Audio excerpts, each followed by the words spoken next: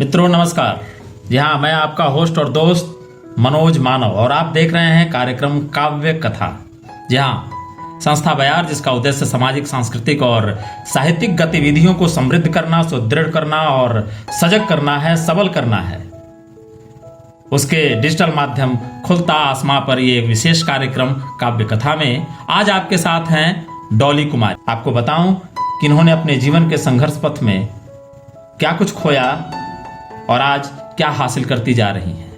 कलम आज उनकी जय बोल।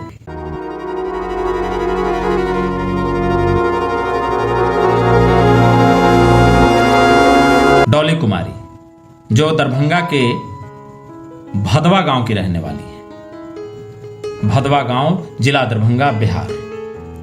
और इनका ससुराल नवरत्न टोला, मधुबनी है। इनकी शादी 2008 में हो गई थी। जब इनसे हमारी बात हुई तो इन्होंने बताया कि ये अपने जीवन में अपने ननिहाल में रह करके ग्रेजुएट हुई और 5 किलोमीटर प्रतिदिन पैदल चल के पढ़ने जाती थी। और इनके इस संघर्ष पथ को देखकर उस गांव की लड़कियां इनसे प्रेरित हो गईं और वो लड़कियां भी इन्हें अपना रोल मॉडल मानते हुए पढ़ाई में अपने आप को जोड़ा। वाकई ये व्यक्तित्व संघर्ष गाथा का एक अध्याय है। जिन्होंने सपना देखा था एक अधिकारी बनने, बिहार की जो स्थिति है, जो आर्थिक दुर्दशा है, जिस तरह से पलायन का एक दंश बिहार का हर एक व्यक्ति झेलता है, उसकी शिकार डॉली कुमारी भी शायद हो गई और इनका सपना अधूरा रह गया। और 2008 में ये विनोद कुमार जो कोलकाता के रेलवे में काम करते हैं, उनकी ब्याहता हो। एक अवसाद का दौर उनके ऊपर बहुत ही जोर तरीके से हावी होने लगा। लेकिन सब दिन होत न एक समान। और वो साल था 2012 जब उन्होंने टेट का परीक्षा दिया, सीटेट का परीक्षा दिया और दोनों में उत्तीर्ण हुई। अब इससे आप अंदाजा लगा सकते हैं कि उनके पढ़ने का स्किल क्या था। पर अचानक एक किरण पुंज जब उसे दिखाई दिया तो वो टेट और सीटेट दोनों निकाल लेती है और 2013 में बतौर शिक्षिका प्राइमरी स्कूल में नौकरी मिल जाता है, एक नियोजित शिक्षक के रूप में। नमस्ते, मैं डॉली। मैं एक स्कूल टीचर हूँ। मेरी बचपन से इच्छा रही है कि मैं अपने देश, अपने समाज की सेवा कर सकूं। पर कैसे? न तो मैं सेना में हूँ जो अपने वतन की खातिर सीमा पर मर मिटूं, न ही मैं कोई साइंटिस्ट हूँ जो अपने देश के लिए कोई नायाब आविष्कार कर सकूं। पर हाँ, मेरे पास कलम की ताकत जरूर है।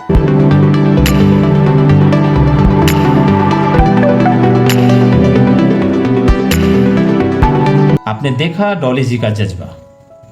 जी हाँ, देश के लिए कुछ करने का जज्बा, कुछ जो सपना था उसे कैसे पूरा करें, देश को कैसे एक हिम्मत दें, एक ताकत दें, उसे और भी सबल कैसे करें। और इसी में उन्होंने 2012 से 14 में पीजी किया। पढ़ाई छूटने के बाद पीजी किया और अब सुलगते सवाल पर उनका ये आंदोलन, उनकी ये क्रांतिकारी लेखन, जिनमें सवालों की पूट बड़े गहराई के साथ अंदर तक भेदती है। तो आइए काव्य कथा के इस श्रृंखला में आज के खंड में हम सुनते हैं डॉली कुमारी जी की कविता तांडव। और हाँ, आपको मैं ये भी बता दूं कि डॉली कुमारी जी के बाद आज एक दूसरी कविता मैं आपको सुनाने वाला हूं, गोपाल पांडे जी की कविता जो शराब के ऊपर है।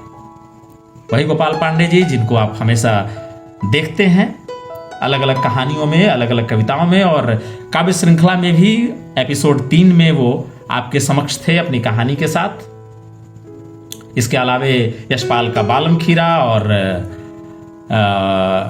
एक थी हाँ काश मैं गिरगिट ही होता, आप उसमें भी उनको देखे हैं आप। तो आज हम उनकी कविता के साथ हैं आपके इस कार्यक्रम में। लेकिन सबसे पहले हम सुनते हैं डॉली जी को, उनकी कविता तांडव।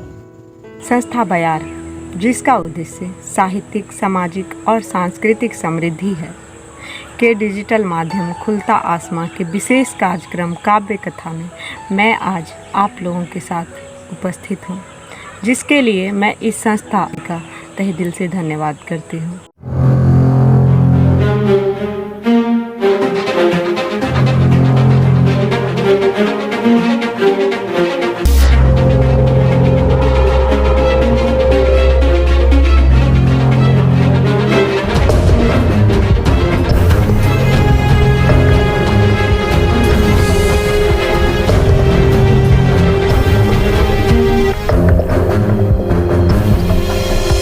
कविता के माध्यम से मैंने बताने का भरपूर प्रयास किया है कि यह वैश्विक संकट कोरोना नाम की जो आई है वो क्यों आई है, कैसे आई है और इसे निकलने का रास्ता क्या है।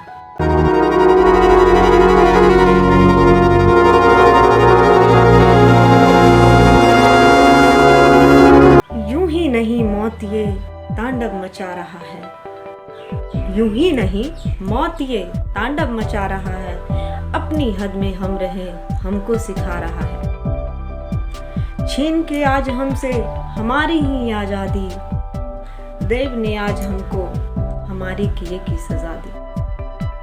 छीन के आज हमसे हमारी ही आजादी, देव ने आज हमको हमारी किए की सजा दी। खाने को लाले पर गए हम जीते जी आज मर गए, झूठे विकास के नाम पर क्यों हद से हम गुजर गए।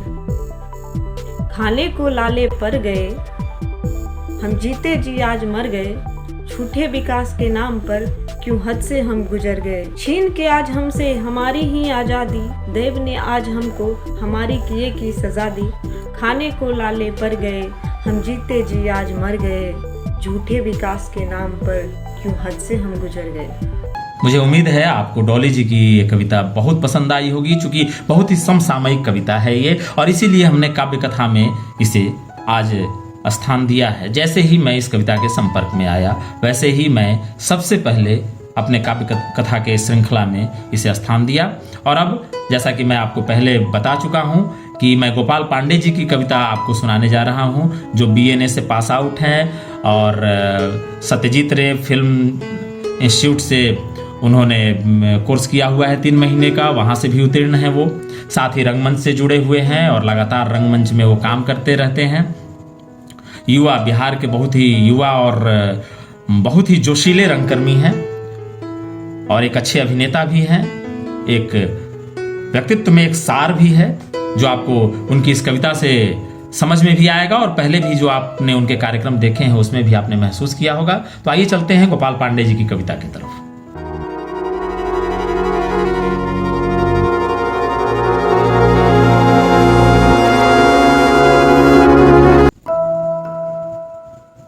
पहले पीते थे एक प्याली, जी हाँ, पहले पीते थे एक प्याली, अब बोतल ही कर जाते हैं खाली।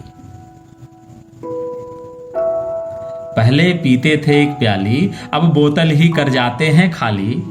समझ नहीं आता छुड़ाने को की जाए किस देव की इबादत। समझ नहीं आता छुड़ाने की जाए किस देव की इबादत। छोड़े से भी छूटे ना लग जाती है जब ये आदत। सुनाने को बहुत से तर्क हैं। अक्सर आप देखते होंगे कि जब आप उनसे बात कीजिएगा तो उनके पास एक सी लॉजिक होते हैं, तो बड़ा ही मतलब सीधा सीधा जोड़ता है ये कविता कि लग जाती है जब ये आदत। सुनाने को बहुत से तर्क हैं इनके पास। कहते हैं शराब पी जाती है गमों को भुलाने को। शराब पी जाती है गमों को भुलाने को, ये पिलाई जाती है थके बंदों को सुलाने को। शराब पी जाती है गमों को भुलाने को, ये पिलाई जाती है थके बंदों को सुलाने को। शराब हर्ज नहीं करती, शराब हर्ज नहीं करती गर थोड़ी थोड़ी पी जाए। शराब हर्ज नहीं करती गर थोड़ी थोड़ी पी जाए। बड़ा मजा आता है, बड़ा मजा आता है जिंदगी जो इसके साथ जी जाए। ये व्यंग के बाण हैं जो सीधे अपने निशाने पर जाकर चोट करता है, और आप समझ सकते हैं कि गोपाल पांडे जी का व्यक्तित्व किस दूरी तक देखता है, कहाँ चोट करनी है, कब करनी है, कैसे करनी है, और शब्दों में उसे कैसे मिलानी है ताकि उसके जायके का जो है असर बखूबी अपने जगह पर जाकर वार करे। मैं गंगा कीचड़ में ही कमल खिलता। और दीजिए ना मालिक, मेरा बच्चा है, चाहे मारे चाहे पीटे। की कोनो बात है?